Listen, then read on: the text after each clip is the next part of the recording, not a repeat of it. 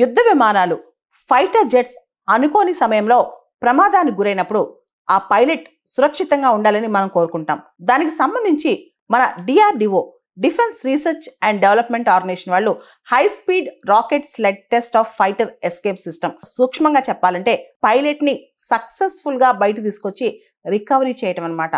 గాల్లో యుద్ధ విమానం ఎగురుతున్నప్పుడు ఏదైనా ప్రమాదం జరిగినప్పుడు, మిసైల్ అటాక్ చేసినప్పుడు ఏదైనా సరే పైలట్ ఎలా సురక్షితంగా ఉండాలి, అది నడిపే పైలట్ ఎలా ఉండాలి అంటే ఇక్కడ సీక్వెన్సింగ్ కానీ టైం కానీ చాలా ఇంపార్టెంట్. కొన్ని సెకండ్స్ వ్యవధిలోనే గాల్లోనే ప్రాణాలు పోయే ప్రమాదం ఉంది.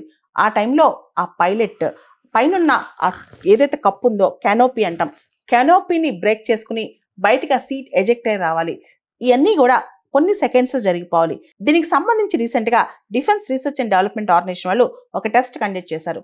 యుద్ధ విమానాల్లో ప్రమాదం జరిగినప్పుడు పైలట్ సురక్షితంగా బయటకు రావడానికి ఎస్కేప్ సిస్టమ్ అత్యవసర వ్యవస్థ ఒకదాన్ని డిఆర్డిఓ సక్సెస్ఫుల్ గా టెస్ట్ చేసింది.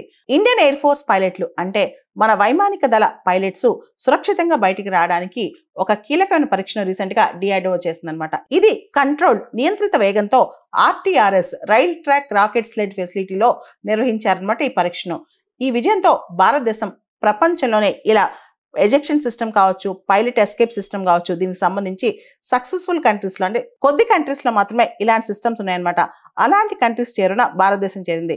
America, Russia, UK, France, China వీళ్ళకి మాత్రమే యుద్ధ విమానాలు ప్రమాదానికి గురైనప్పుడు పైలట్ ఎస్కేప్ సిస్టమ్ అనేది ప్రాపర్గా ఉంది.